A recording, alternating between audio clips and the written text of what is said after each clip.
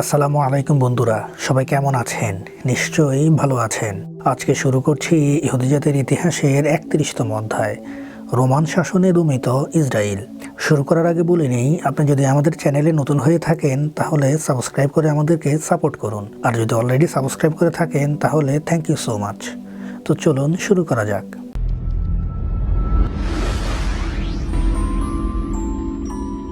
খ্রিস্টপূর্ব সেই সময়টায় জেরুজালেম কেন্দ্রিক ইহুদিদের অবস্থা বেশ দোটানায়।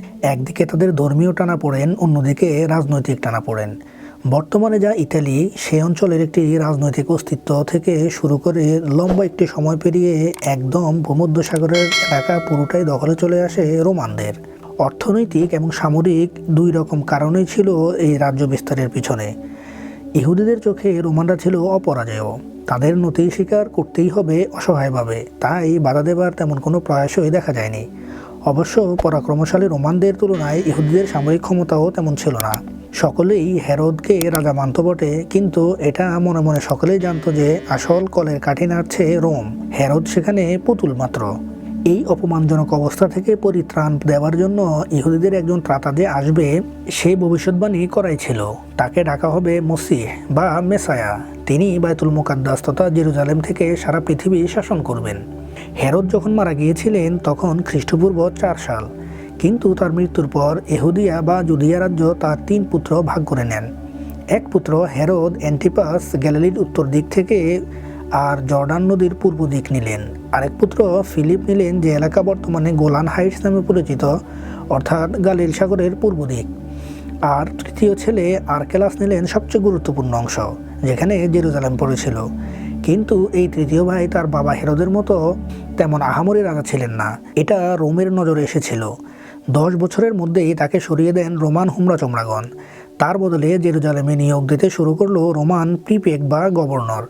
এরকমই একজন প্রিফেক্ট বা গভর্নর ছিলেন পন্টিয়াস পাইলট, যার জেরুজালেম শাসন করবার ব্যাপারটি প্রত্নতাত্ত্বিকভাবে প্রমাণিত। বলা বাহুল্য যে এমনিতেই রাজনৈতিকভাবে দুর্বল ইহুদিরা চাইতো না এমন কোনো কিছু ঘটুক যা তাদের জেরুজালেমে থিতু হয়ে যাওয়া অস্তিত্বকে নড়বড়ে করে দেয়। আসলেই তাদের আর কি চাই? মাথার উপর রোমান সাম্রাজ্যের মতো পরাক্রমশালী অভিভাবক আছে, নবনির্মিত বায়তুল মুকাদ্দাস বা সেকেন্ড টেম্পল আছে, যদিও আর্ক অব দ্য কভেনেন্ট নেই, তা ইতিহাস থেকে বিলীন হয়ে গিয়েছে বহু আগেই। আছে ইহুদি ইমাম বা রেবাইদের স্থানীয় ক্ষমতা আর প্রতিপত্তি। কেন তারা চাইবে যে নতুন কোনো আন্দোলন বা কিছু এসে তাদের আরামে ব্যাঘাত ঘটাক?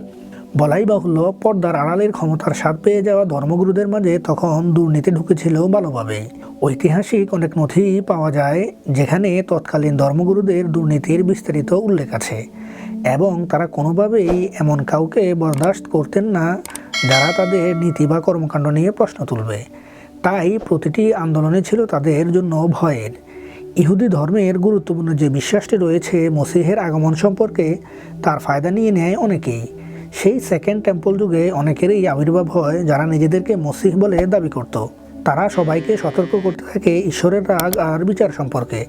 খুব স্বাভাবিকভাবেই এদের দমন করতে সিদ্ধহস্ত ছিল ইহুদি ধর্মগুরুরা। আর যে কোনো মুভমেন্ট দমালে রোম বরং খুশিই থাকে।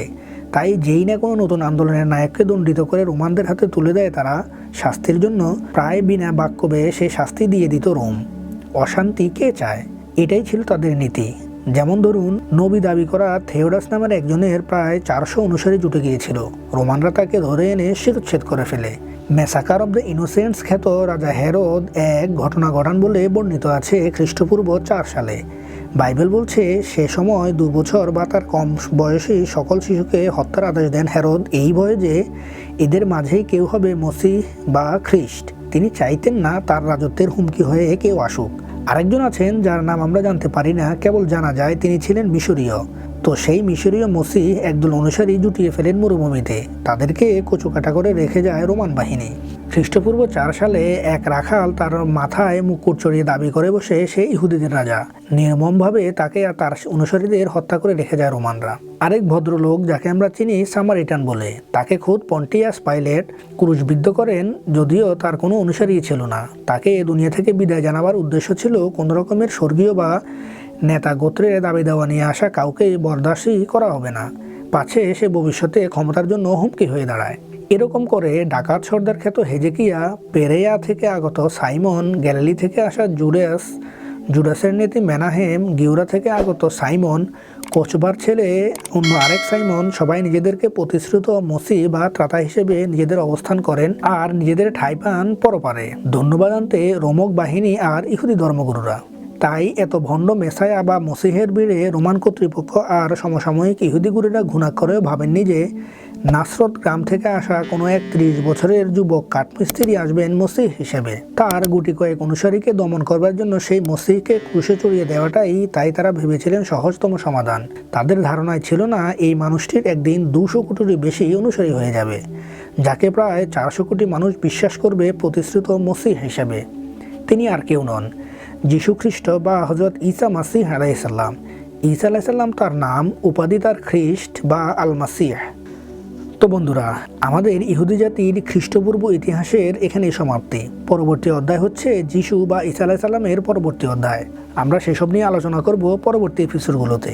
তো বন্ধুরা, এপিসোডটা কেমন লেগেছে কমেন্ট করে জানাতে ভুলবেন না। ভালো লাগলে লাইক ও শেয়ার করবেন। আর আমাদের চ্যানেলে নতুন হয়ে থাকলে সাবস্ক্রাইব করে আমাদেরকে সাপোর্ট করবেন। আর যে পর্যন্তই, দেখা হবে পরবর্তী এপিসোডে। ততক্ষণ পর্যন্ত ভালো থাকুন, সুস্থ থাকুন, নিজের চারপাশ পরিষ্কার পরিচ্ছন্ন রাখুন।